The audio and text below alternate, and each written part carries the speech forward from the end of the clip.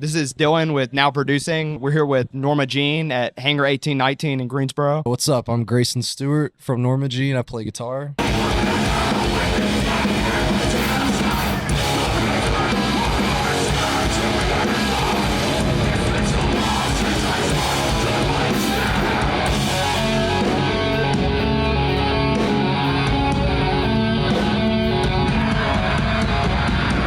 For Deathrattle Sing, for me, you self-produced it, which is a lot different than the previous records that you've done. Are you planning on following suit with future recordings? We didn't fully self-produce it. We still worked with Jeremy Griffith, who's worked on some of our other records. We did so much work leading up to getting in the studio. It was more like we co-produced it rather than solely on our own, and he made a huge difference. We are pretty good at trusting ourselves with self-producing because we've got enough different minds involved in the creative process. We don't feel too echo-chambered. We all have a lot of different opinions about what's cool. We usually find a way to meet in the middle and create whatever the sound it is that we've made our own thing at this point. Even if we work with producers in the future, which I assume we always will in some capacity, there will always be a level of self-producing that goes in with that. The writing never really stops. We're always at home writing, working together on that, and that is producing. It may not be like final versions of the song producing. I would say like almost 75% of the songs get done before we get in a studio. To answer your question short, yes, that will always like be a part of it.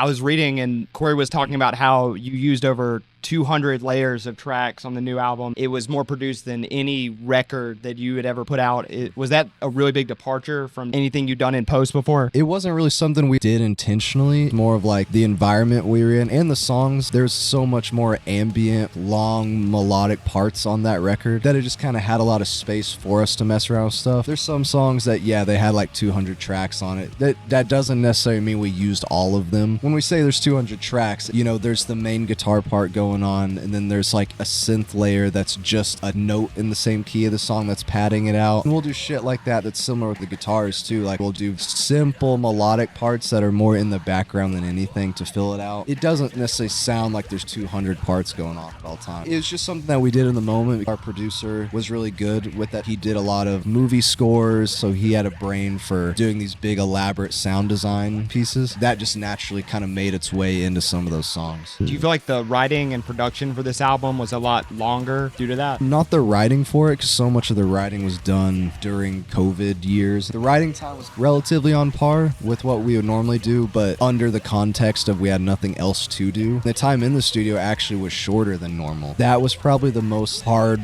working record that I've done, of sitting in a chair recording all day, trying stuff out. I've done records in the past where you'll start around noon or so and maybe get done around 7, 8, almost like a day job shift. For all the main pieces of that record, we only had about 2 weeks in the studio. We were only doing the instrumentals. We were going to do vocals at a later point in a different spot. In that 2 weeks, it was pedal to the metal. If we wanted to experiment, that was fine, but it had to be very prepared experimentation. Yeah, that makes sense. We didn't want to rush through anything necessarily or cut corners, but we had to be methodical about what we were trying to do.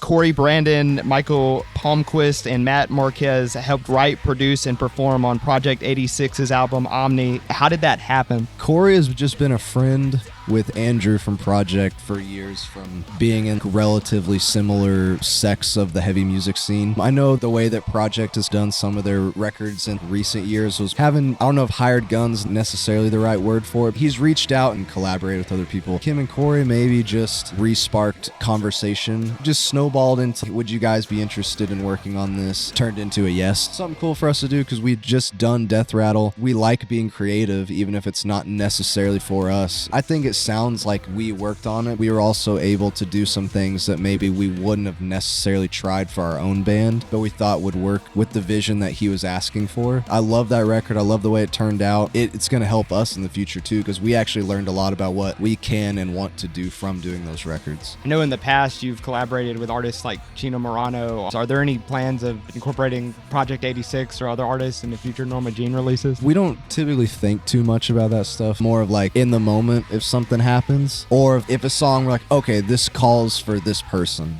but we don't necessarily like move forward with that in mind.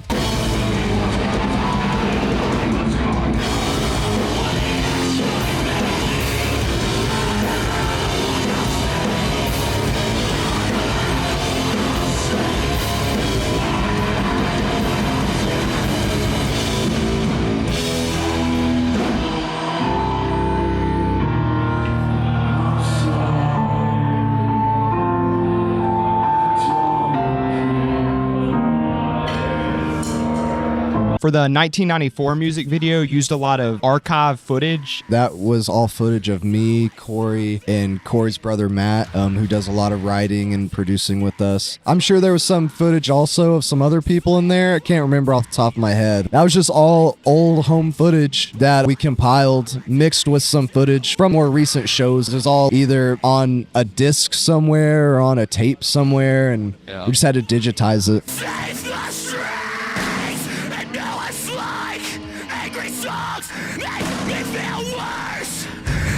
Songs make me feel like a liar.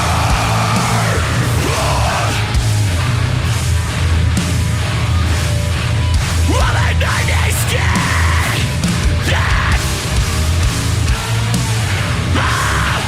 I'm from the sounds of our walls and stay second instance. In 2018, you did a anniversary tour for Redeemer, playing the album in full. Are there any plans for doing that with past releases? I can't say much about that, but that's definitely something that we're interested in doing and want to do and plan on doing. There's no like concrete plans at the moment of when or how we're going to do it. I don't know if we'll necessarily do like full tours for all the records or if we'll try to make them more special shows here and there, but we want to celebrate those records for sure because it's a fun way. We love all those records, and the Redeemer tour was my first tour with this band.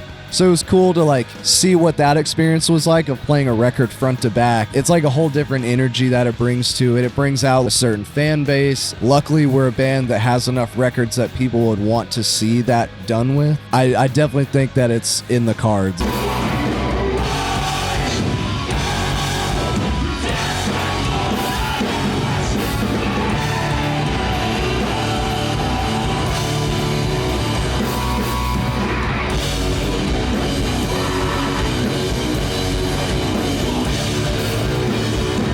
Was it difficult translating Deathrattle to live setting with there being so much layered instrumentation in the production? There's some songs that were more difficult. When we did the Deathrattle tour last year, I guess, we played the song Heartache. That song is like one of the very ambient, long, drawn-out songs. Has a lot of like slide guitar parts on it. I had to use a whole separate guitar rig that was set up just for slide guitar playing. It took us a while to figure out the arrangements to make it still feel full. And there's a few other songs like that. A Killing Word has some parts like that, but luckily most of the other songs we can pull it off relatively easy without having to rely on like tracks or samples or anything. 1994, that song is hard, even though it's not a bunch of tracks. It's the simplest song on the record. I tracked that song live with our drummer in like one take, so that song just was what it was. Being in the room together, it was hard to figure out how to make that something that we could recreate on a daily basis. And it's cool because we've had to play it enough times now to where we've almost made our own live version of that song that has the same energy, but it has structure to it and format to it, and it's easier for like 6 people to play together rather than 2. That's really interesting, like the duality of like the overproduction and the underproduction. 100%, yeah.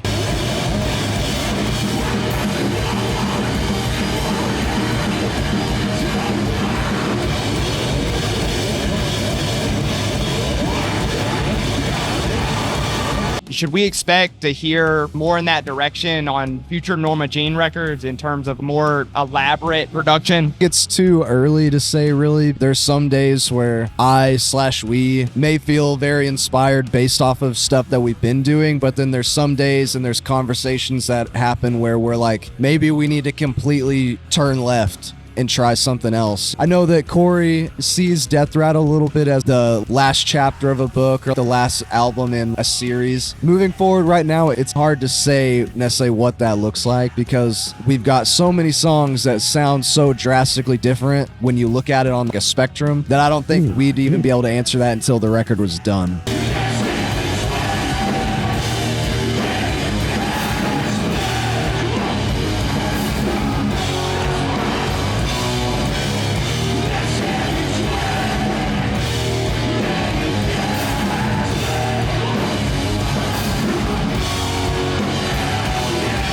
Thank you. I really appreciate it. Absolutely, man. Hell yeah. Thank y'all.